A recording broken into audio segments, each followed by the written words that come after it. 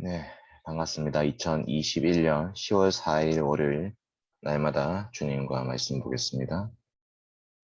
오늘 말씀은 로마서 14장 1절부터 12절 말씀입니다. 로마서 14장 1절부터 12절 말씀.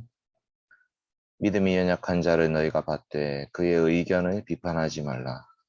어떤 사람은 모든 것을 먹을 만한 믿음이 있고 믿음이 연약한 자는 채소만 먹느니라. 먹는 자는 먹지 않는 자를 업신여기지 말고 먹지 않는 자는 먹는 자를 비판하지 말라. 이는 하나님이 그를 받으셨음이라. 남의 하인을 비판하는 너는 누구냐? 그가 서 있는 것이나 넘어지는 것이 자기 주인에게 있음에 그가 세움을 받으리니 이는 그를 세우시는 권능이 주께 있음이라. 어떤 사람은 이 날을 전날보다 낮게 여기고 어떤 사람은 모든 날을 같게 여기나니 각각 자기 마음으로 확정할지니라.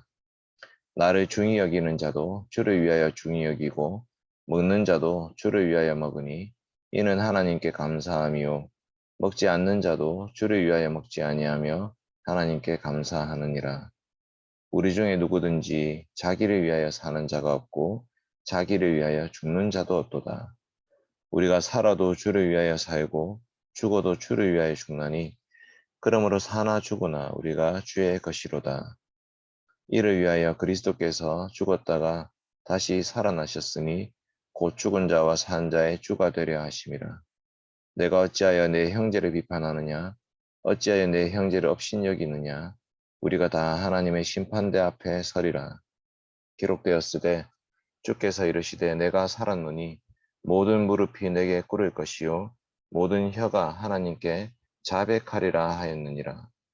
이러므로 우리 각 사람이 자기 일을 하나님께 짓고 하리라. 아멘. 오늘 말씀의 내용은 믿음이 강한 자가 어떤 사람인가 라는 것입니다. 믿음이 강한 사람은 무엇을 먹고 안 먹고 혹은 어떤 날을 중하게 여기고 아니고 그런 게 믿음이 강한 것의 증거가 아니라 주님을 위해 사는 사람이 믿음이 강한 사람이다 라는 것이 주제입니다.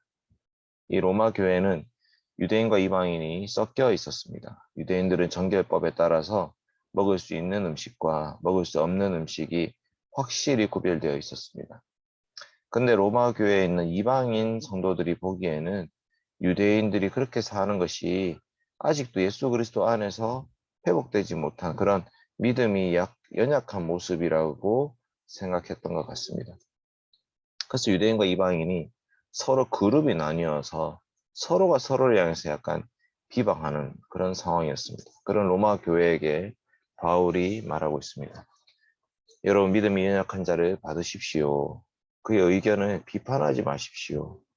어떤 사람은 모든 것을 먹을 만한 믿음이 있지만 믿음이 약한 자는 채소만 먹습니다 하면서 먹는다고 해서 이방인들에게 말하는 거죠.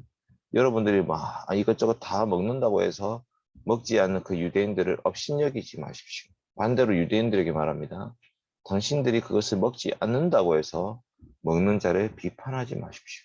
왜냐하면 이 둘 다 하나님께서 그를 받으셨고 그 둘 다 하나님의 종들이기 때문입니다. 어떤 사람은 어떤 날을 더 중하게 여기고요. 어떤 사람은 모든 날을 같게 여겨요. 예를 들면 유대인들은 절기를 지키잖아요. 유월절, 지칠절, 초막절 이런 절기를 중요하게 여기는 거죠. 근데 이방인들은 다 필요 없다. 예수님 부활하신 그날 안식 후 첫날만 지키면 된다. 각각 자기 마음에 확정하면 됩니다. 나를 중히 여기는 자도 주님을 위해서 그것을 중히 여기고요. 먹는 자도 주님을 위해서 먹고요. 하나님께 감사하고 먹지 않는 자도 주님을 위해서 먹지 않고 하나님께 감사하는 거예요. 그러니까 이제 다 유대인이나 이방인이나 자기들이 하나님 앞에서 내가 어떻게 살 것인가 이 디아스포라의 문제죠. 디아스포라. 디아스포라가 아니고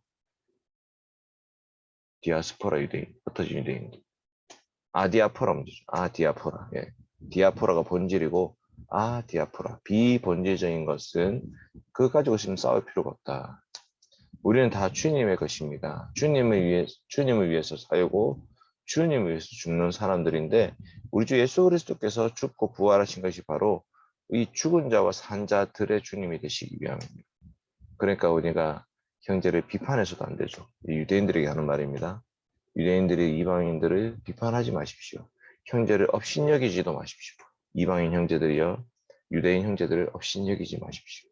우리 모두를 심판하실 분은 오직 주님이십니다. 하면서 이 교회 안에 유대인과 이방인의 그 분열의 문제, 믿음이 강하고 약한 그런 문제들에 대해서 사도 바울이 최종적으로 정리하고 있습니다.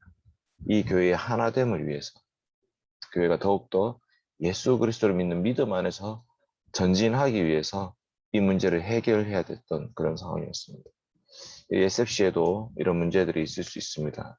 SFC 안에 고신교회 출신과 그렇지 않은 사람들이 섞여 있기 때문에 SFC가 그런 문제가 있을 수 있고 우리 포항 대흥교회도 그런 문제가 있을 수 있죠. 대흥교회 출신들과 그다음 유학 온 친구들이 서로가 서로를 받아주지 못하고 서로 비판할 수 있습니다. 그럴 때 업신여기거나 비판할 때에 우리는 이 말씀을 기억해야 됩니다.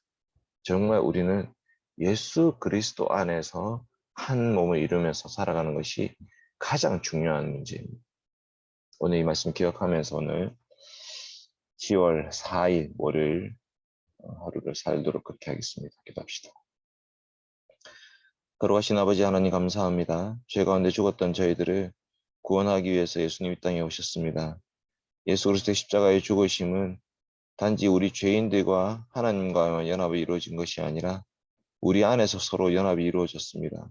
서로 죄인들이었고 서로를 비방하고 헐뜯고 정죄하던 자들이었습니다. 우리 안에 다른 사람을 품을 수 있는 그런 마음이 없던 자들, 유대인과 이방인 사이에 막힌 담을 주님께서 허물어 떨으셨습니다.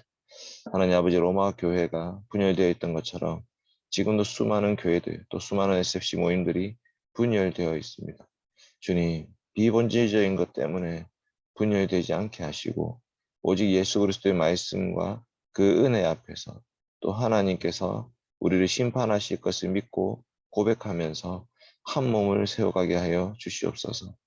내가 심판장의 자리에 앉아서 다른 사람들을 비난하고 기소하고 헐뜯고 정죄하지 않도록 저희로 하여금 겸손케 하여 주시고 날마다 하나님 앞에 선 죄인, 그러나 의롭다고 칭해진 죄인으로 아버지 앞에서 살아가게 하시고 저 형제 또한 주님이 위하여 죽으신 형제라는 것을 기억하며 받아들이게 하여 주시옵소서.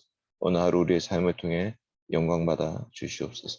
감사드리며 예수님 이름으로 기도드립니다. 아멘. 이상으로 2021년 10월 4일 월요일 날마다 주님과 마치겠습니다.